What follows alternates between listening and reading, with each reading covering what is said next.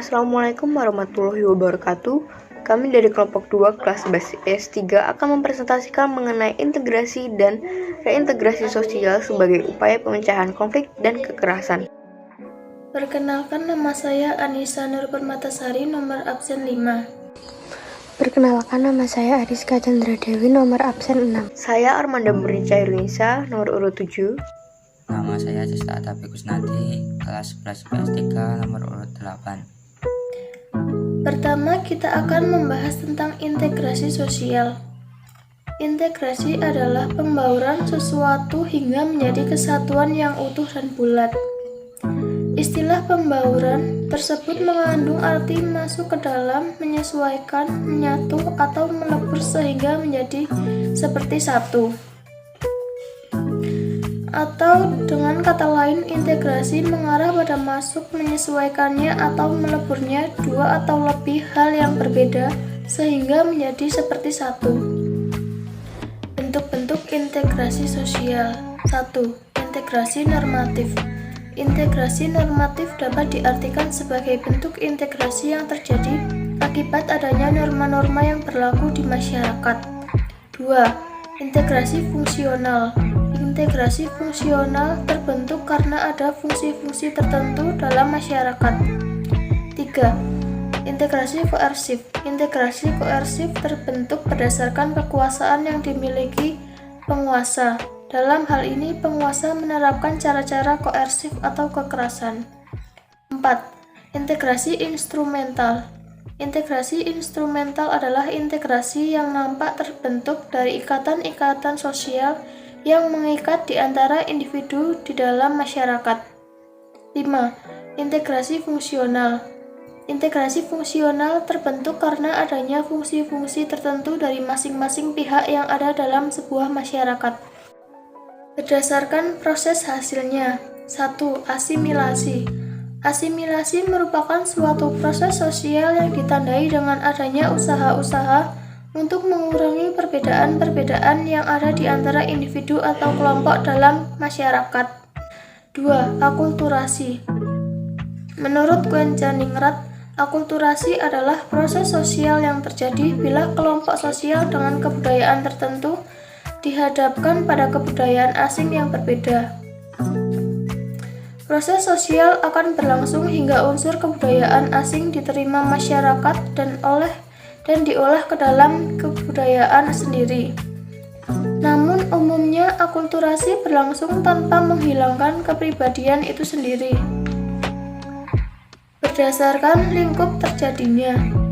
1. Integrasi keluarga. 2. Integrasi kekerabatan. 3.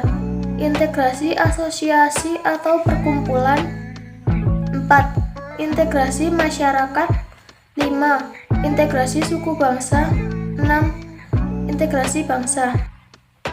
Faktor-faktor pendorong integrasi sosial. 1. Toleransi terhadap perbedaan. 2. Kesempatan yang seimbang dalam bidang ekonomi. 3. Sikap saling menghargai orang lain. 4. Sikap terbuka dari golongan yang berkuasa dalam masyarakat. 5. Persamaan dalam unsur-unsur kebudayaan. 6. Perkawinan campuran atau amalgamation. Syarat berhasilnya integrasi sosial. Pada setiap diri individu masing-masing harus mengendalikan perbedaan atau konflik yang ada pada suatu kekuatan bangsa dan bukan sebaliknya. Tiap warga masyarakat merasa saling dapat mengisi kebutuhan antara satu dengan yang lainnya. Sehingga dalam masyarakat tercipta keharmonisan dan saling memahami antara satu sama lain. Adapun syarat berhasilnya suatu integrasi sosial menurut R. William Liddell. A. Sebagian besar mayoritas masyarakat sepakat tentang batas-batas teritorial dari wilayah mereka sebagai suatu kehidupan politik. B. Sebagian besar mayoritas masyarakat tersebut sepakat mengenai struktur pemerintahan dan aturan hukum proses politik sedang sosial yang berlaku bagi seluruh masyarakat dalam wilayah teritorial tersebut. Pemulihan atau recovery dan rehabilitasi. Pemulihan adalah upaya penanganan konflik yang merupakan tanggung jawab bagi pemerintah pusat, pemerintah daerah, dan masyarakat. Namun, untuk pemulihan pasca konflik sendiri itu merupakan kewajiban bagi pemerintah pusat dan pemerintah daerah yang dilakukan secara terencana, terpadu, berkelanjutan, dan terukur sesuai dengan kewenangannya. Rekonsiliasi adalah kegiatan merukunkan atau mendamaikan kembali pihak-pihak yang terlibat dalam perselisihan, pertentangan, ataupun konflik. Pemerintah pusat dan pemerintah daerah melakukan rekonsiliasi antara para pihak dengan 3 cara, yaitu perundingan secara damai, pemberian restitusi, dan pemaafan. Rehabilitasi adalah perbaikan dan pemulihan semua aspek pelayanan masyarakat sampai tingkat yang memadai pada wilayah pasca konflik, dengan sasaran utama untuk menormalisasi atau berjalannya secara wajar semua aspek pemerintah dan kehidupan masyarakat pada wilayah pasca konflik.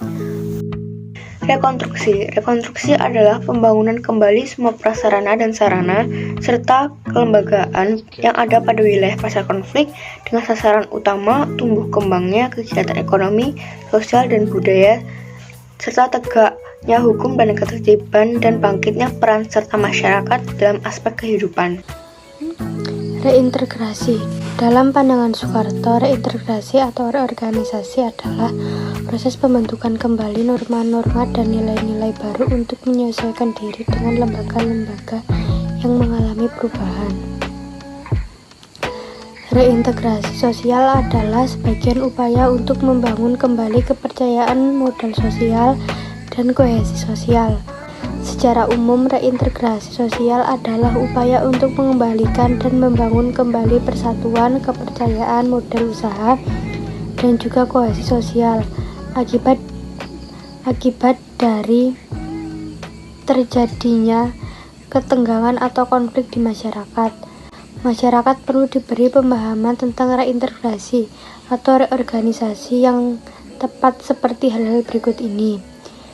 Menanamkan kesehatan akan pentingnya berbangsa dan bertanah air. Perundingan apabila terdapat pihak-pihak yang melakukan reaksi keras atau pergolakan. Melakukan saluran hukum terhadap mereka yang menyimpang. Menggunakan saluran militer untuk memadamkan apabila terjadi pergolakan. Faktor-faktor penyebab reintegrasi, perubahan sosial, melemahnya norma-norma dan nilai-nilai, iklim globalisasi. Beberapa contoh reintegrasi dalam kehidupan sehari-hari. Reintegrasi antara angkutan online dan angkutan konvensional.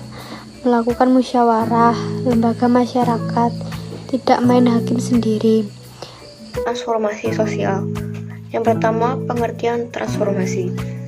Transformasi sosial dapat diartikan sebagai perubahan menyeluruh dalam bentuk rupa, sifat, watak, dan sebagainya dalam hubungan timbal balik sebagai antar individu maupun antar kelompok. Langkah-langkah yang dapat diambil untuk mengelola transformasi sosial khususnya setelah terjadi adalah ada 3 macam. Yang pertama yaitu unfreezing. Unfreezing adalah proses penyadaran tentang perlunya atau adanya kebutuhan untuk berubah. Yang kedua adalah changing. Changing adalah tindakan baik memperkuat atau driving forces maupun memperlemah atau resistance.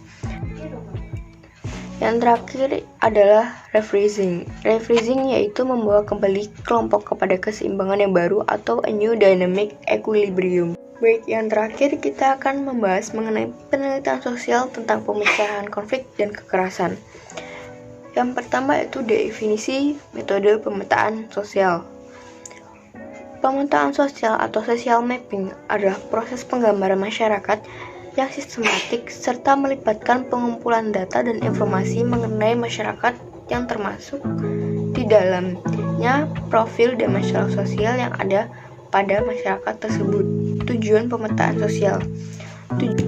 Tujuan khusus pemetaan sosial itu ada 4. Yang pertama, tersusunnya indikator bobot masalah dan jangkauan fasilitas pelayanan sosial dalam kegiatan penguatan. Yang kedua, diperolehnya peta digitasi sebagai dasar pengembangan informasi untuk penguatan kelompok-kelompok sosial. Yang ketiga, diperolehnya peta-peta tematik dengan sistem informasi geografis atau SIG sehingga diketahui berbagai pengaruh budaya-budaya luar. Dan yang terakhir yaitu tersusunnya prioritas rencana program penguatan berdasarkan jenis masalah dan satuan wilayah komunitas yang ada pengaruhnya dari budaya-budaya luar. Kelebihan dan kekurangan pemetaan sosial. Kelebihan pemetaan sosial itu ada 3. Yang pertama itu mengidentifikasi dan mengukur kondisi modal sosial di daerah yang diteliti. Yang kedua, menganalisis keterkaitan antara modal sosial dan penanggulangan kemiskinan di suatu daerah yang diteliti. Dan yang terakhir, merumuskan desain pemanfaatan modal sosial untuk penanggulangan kemiskinan di suatu daerah yang sedang diteliti. Kekurangan pemetaan sosial. Yang pertama yaitu lembaga harus mempunyai aturan. Jika kita melakukan kajian di desa, biasanya mereka tidak mempunyai aturan yang jelas. Yang kedua yaitu tidak bisa mengubah lembaga. Adanya anggapan bahwa sebuah kajian saja tidak dapat mengubah lembaga yang ada di lingkungan mereka. Yang terakhir yaitu modal sosial lemah. Lembaga di tingkat desa dianggap memiliki modal sosial yang lemah, sehingga mereka rentan akan ketidakaktifan. Pendekatan pemetaan sosial. A. Survei formal. Survei formal adalah metode untuk mengumpulkan informasi standar dari sampel. Metode ini berfungsi untuk mengumpulkan informasi yang dapat dibandingkan dari kelompok sasaran. B. Pemantauan cepat atau rapid appraisal. Metode pemantauan cepat merupakan cara yang cepat dan murah untuk mengumpulkan informasi atau data mengenai pandangan serta masukan dari populasi sasaran atau responden mengenai kondisi geografis dan sosial ekonomi. Metode ini meliputi sebagai berikut. 1. Wawancara informasi kunci. 2. Diskusi kelompok fokus. 3. Wawancara kelompok masyarakat. 4. Pengamatan langsung. 5. Survei kecil. Berikut beberapa teknik pengumpulan data secara partisipatoris. 1. Panitia dan aksi partisipatoris atau participatory research. 2. Stakeholder analysis. 3. Beneficiary assessment. 4. Monitoring dan evaluasi. Participatoris atau participatory monitoring and evaluation. Teknik pengumpulan data. Berikut pengumpulan data yang dilakukan untuk data primer dan data sekunder. Data sekunder menyangkut kondisi geografis dan demografis yang bisa diperoleh dan monografi desa dan kecamatan dan puskesmas. Langkah-langkah pemetaan sosial. A. Menyusun desain dan perorganisasian pelaksanaan pemetaan sosial. B. Menyiapkan perangkat-perangkat atau instrumen atau panduan pelaksanaan, antara lain panduan wawancara berstruktur, panduan observasi, dan penetapan sasaran-sasarannya, baik tujuan maupun respondennya. C. Uji coba instrumen secara internal atau di dalam kelas, dan penyempurnaan instrumen. D. Praktik pengumpulan data dan informasi. E. Diskusi temuan-temuan lapangan dalam tim untuk melihat kedalaman, kelengkapan, serta akurasi informasi dan data. F. Analisis data informasi. G. Penyimpulan-penyimpulan tentang keberagaman sosial. H. Mengomunikasikan hasil pemetaan sosial. Output pemetaan sosial. Output yang diharapkan setelah dilakukan penelitian adalah sebagai berikut. A. Demografi, meliputi data jumlah penduduk, komposisi penduduk menurut usia, gender, mata pencarian, agama, pendidikan, dan lain-lain. B. Data geografi, meliputi data topografi, data lokasi ditinjau dari aspek geografis, aksesibilitas lokasi, pengaruh lingkungan, geografis terhadap kondisi sosial masyarakat, dan lain-lain. C. Data psikografi, meliputi data tentang nilai-nilai dan kepercayaan yang dianut, mitos, kebiasaan, adat istiadat, dan lain-lain.